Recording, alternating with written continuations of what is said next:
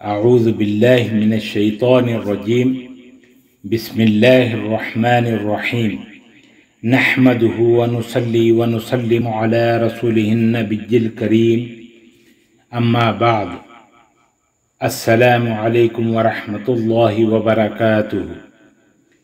معزز ناظرین و سامعین کرام، آپ دیکھ رہے ہیں ہمارے چینل فیضان اسماء حسنہ کو۔ میں ہوں آپ کا میزبان صوفی مجاہد علی۔ امید کہ آپ سب ایمان اور صحت کی بہترین حالت میں ہوں گے۔ قصص القرآن، قصص الانبیاء، قصہ نمبر 2، قصہ حضرت سیس علیہ السلام کا، قسط نمبر 6، پارٹ نمبر 6۔ انبیاء علیہ السلام کے قصص بیان کرنے کی ایک اہم وجہ یہ بھی ہے کہ قرآن مجید میں رب العزت کا ارشاد ہے فَاقْصُصِ الْقَصَصَ لَعَلَّهُمْ يَتَفَكَّرُونَ۔ سورہ الاعراف آیت نمبر 176، 176۔ اسی طرح سورہ یوسف میں ارشاد ہے نحن نقص علیک احسن القصص۔ سورہ یوسف آیت نمبر 3۔ اور بھی کئی دیگر آیات ہیں۔ اب حدیث مبارک صلی اللہ علیہ وآلہ وسلم سماعت فرمائیں۔ حضرت معاذ ابن جبل رضی اللہ عنہ سے مروی ہے کہ امام دیلوی نے الفردوس میں اسے بیان کیا ہے، ذکر الانبیاء من عبادتی، انبیاء کا ذکر بھی عبادت سے ہے۔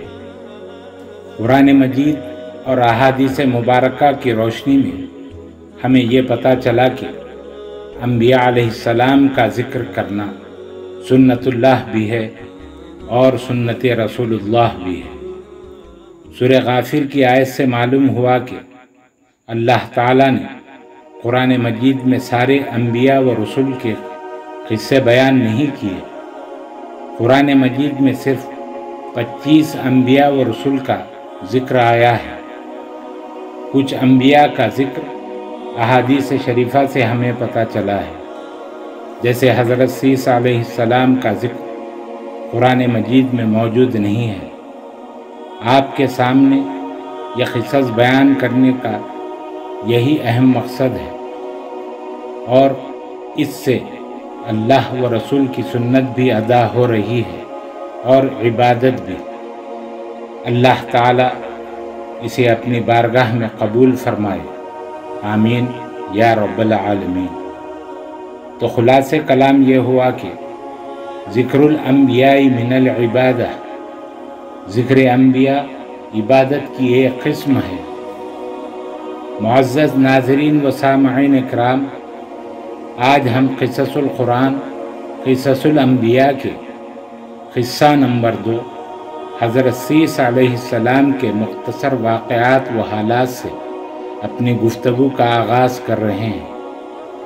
حابیل کی ہلاکت کے بعد حضرت آدم علیہ السلام مغموم رہنے لگے تھے۔ اللہ تعالیٰ نے قتل حابیل کے 5 برس بعد حضرت آدم علیہ السلام کو تیسرے بیٹے یعنی حضرت سیس علیہ السلام کو پیدا فرمایا۔ حابیل کا نعم البدل عطا کیا۔ سیس کے معنی عبرانی زبان میں عبداللہ، اللہ کا بندہ، یا اللہ کی بخشش، اللہ کی عطا، اور عربی زبان میں عطیہ خداوندی ہوتا ہے۔ جب حضرت آدم علیہ السلام کا وقت آخر قریب آیا تو انہوں نے حضرت سیس علیہ السلام کو اپنا جانشین و خلیفہ مقرر کیا۔ حضرت آدم علیہ السلام نے وفات سے قبل حضرت سیس علیہ السلام کو جو پہلی وصیت فرمائی وہ یہ تھی کہ اے میرے بیٹے سیس، جب بھی تم اللہ تعالیٰ کا ذکر کرو تو ہمیشہ ساتھ میں حضرت محمد صلی اللہ علیہ وآلہ وسلم کا بھی خوب ذکر کرنا، کیونکہ جس وقت میں مٹی اور روح کی درمیانی حالت میں تھا، اس وقت ان کا نام گرامی محمد صلی اللہ علیہ وآلہ وسلم عرش پر لکھا دیکھا۔ اس ہستی کی شان محبوبیت کا بارگاہ خداوندی میں یہ عالم دیکھا کہ یہ اسم مبارک اللہ تعالیٰ کو اتنا محبوب ہے کہ جب اللہ تعالیٰ نے مجھے پیدا فرمایا تو میں نے عرش کے ستونوں پر اسم محمد صلی اللہ علیہ وآلہ وسلم کو ہر جگہ لکھا دیکھا۔ پھر جب مجھے تمام آسمانی کائنات کی سیر کرائی گئی تو میں نے کوئی بھی ایسی جگہ نہ پائی جہاں پر اسم محمد صلی اللہ علیہ وآلہ وسلم تحریر کیا گیا نہ ہو۔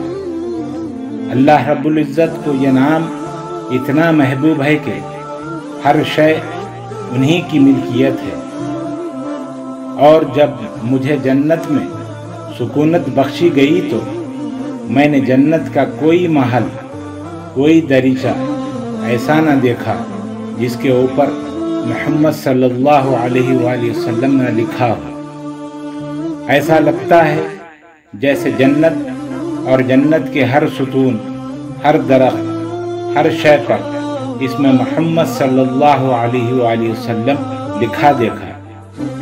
فرشتوں کی آنکھوں اور ان کی پیشانی کے اوپر بھی لکھا دیکھا، حتیٰ کہ جدھر نظر دوڑائی وہاں اسم محمد صلی اللہ علیہ وآلہ وسلم لکھا دیکھا۔ اس لیے میرے بیٹے عزیز، جب بھی اللہ تعالیٰ کا ذکر کرو، حضرت محمد صلی اللہ علیہ وآلہ وسلم کا بھی ذکر کیا کرو۔ اس وصیت آدم علیہ السلام کی تائید قرآن مجید میں اس طرح آئی ہے۔ سورہ الاحزاب پارہ نمبر 21 آیت نمبر 56۔ ترجمہ: بے شک اللہ تعالیٰ اور اس کے فرشتے نبی مکرم پر درود بھیجتے ہیں۔ اے ایمان والو، تم بھی نبی مکرم پر خوب درود و سلام بھیجا کرو۔ اس طرح حضرت آدم علیہ السلام کے بعد حضرت سیس علیہ السلام اللہ تعالیٰ کے دوسرے نبی مبعوث ہوئے۔ حضرت سیس علیہ السلام پر 50 صحیفے نازل ہوئے۔ حضرت سیس علیہ السلام سے ہی نسل انسانی چلی، کیونکہ قابل کی نسل طوفان حضرت نوح علیہ السلام میں غرق ہو گئی۔ کہا جاتا ہے کہ حضرت سیس علیہ السلام کے ورثہ مکہ مکرمہ میں رہا کرتے تھے۔ حضرت سیس علیہ السلام نے خانہ کعبہ کو پتھر اور چکنی مٹی سے تعمیر کیا۔ حضرت سیس علیہ السلام نے دعوت و تبلیغ اور اللہ کے دین کا پیغام پھیلایا۔ حضرت سیس علیہ السلام نے 912 سال کی عمر پائی۔ حضرت سیس علیہ السلام حسن و جمال، عادات و اطوار، سیرت و اخلاق میں حضرت آدم علیہ السلام سے متشابہ تھے۔ حضرت آدم علیہ السلام حضرت سیس علیہ السلام کو جنت کا احوال سناتے، ان کو درس و تدریس، وعظ و تبلیغ کے نہایت ہی خوبصورت و منفرد طریقے سکھلائے۔ انہیں دن و رات کے اوقات بھی بتلائے، عبادت کے طریقے بھی بتلائے، تمام آگے رونما ہونے والے واقعات بھی بتلائے۔ جب حضرت آدم علیہ السلام کی وفات کا وقت قریب آیا تو آپ کو اپنا جانشین و خلیفہ مقرر فرمایا۔ حضرت آدم علیہ السلام نے 960 برس کی عمر میں وفات پائی۔ حضرت آدم علیہ السلام کی وفات کے بعد اللہ تعالیٰ نے حضرت جبرائیل علیہ السلام کو حضرت سیس علیہ السلام کے پاس بھیجا تاکہ وہ حضرت سیس علیہ السلام کو نماز جنازہ، تہجید اور تدفین کا طریقہ بتلائے، اور اس طرح حضرت آدم علیہ السلام کی تدفین عمل میں آئی۔ حضرت آدم علیہ السلام کی وفات کے 1 سال بعد حضرت حوا علیہ السلام کی بھی وفات ہو گئی۔ حضرت آدم علیہ السلام کے بعد اللہ رب العزت نے حضرت عیسیٰ علیہ السلام کو نبوت کے عظیم منصب پر فائز فرمایا اور انہیں اولاد کثیر عطا فرمائی۔ حضرت عیسیٰ علیہ السلام کی اولاد نہایت نیک اور فرمان بردار تھی۔ اپنے والد کے ساتھ دیگر دنیاوی کاموں کے علاوہ اشاعت تبلیغ و دین کے کاموں میں بھی آپ کا ساتھ دیتے تھے۔ حضرت عیسیٰ علیہ السلام کی وفات 912 برس میں ہوئی۔ آپ کی وفات کے بعد ان کے بڑے بیٹے انوش ان کے جانشین ہوئے۔ نوٹ: قرآن مجید میں صرف 25 انبیاء علیہ السلام کے اسم گرامی ہی آئے ہیں۔ حضرت عیسیٰ علیہ السلام کا ذکر قرآن مجید میں نہیں آیا ہے، تاہم احادیث مبارکہ میں ان کے نبی ہونے اور حضرت آدم علیہ السلام کے بعد ان کے خلیفہ و جانشین اور حضرت آدم علیہ السلام کی وفات کے بعد اللہ رب العزت کے مبعوث کردہ دوسرے نبی ہونے کا صراحت کے ساتھ ذکر ہے۔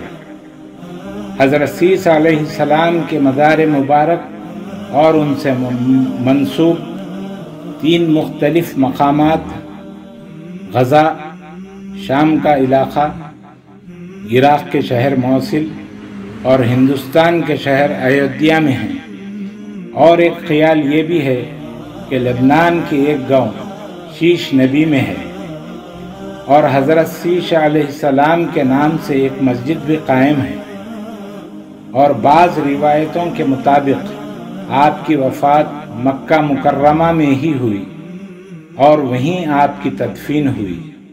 واللہ اعلم ورسولہ۔ اس طرح آپ کی وفات کے بعد ان کے جانشین، ان کے ولی عہد و فرزند انوش ہوئے۔ انوش کے بعد ان کے جانشین قینند بنے۔ قینند کے بعد ان کے فرزند مہلائیل جانشین ہوئے۔ اس طرح 7 نسلوں تک یہ اولاد چلتی رہی، اور انہی میں حضرت آدم علیہ السلام کی 7ویں پشت میں اخنوخ، بعض روایتوں کے مطابق خنوخ کو اپنا جانشین مقرر کیا۔ علامہ ابن کثیر اور کئی مشہور اقوال کے مطابق یہی اخنوخ حضرت ادریس علیہ السلام تھے، جنہیں حضرت عیسیٰ علیہ السلام کے بعد تیسرے نبی ہونے کا شرف حاصل ہے۔ انشاءاللہ العزیز اگلی قسط نمبر 7 میں حضرت ادریس علیہ السلام کے واقعے کے ساتھ حاضر ہوں گے۔ جاری ہے۔ خواتین و حضرات، مزید ویڈیوز دیکھنے کے لیے چینل کو سبسکرائب کریں اور ساتھ ہی لگی ہوئی گھنٹی کے بٹن کو بھی دبا دیں تاکہ ہر آنے والی نئی ویڈیو آپ تک بآسانی پہنچ جائے۔ ویڈیو اچھی لگی ہو تو ضرور شیئر اور لائک کریں۔ ہمارے چینل کو آپ یوٹیوب کے علاوہ فیس بک، انسٹاگرام اور ٹویٹر پر بھی دیکھ سکتے ہیں۔ اللہ تعالی ہم سب کا حامی و ناصر ہو۔ السلام علیکم ورحمۃ اللہ وبرکاتہ۔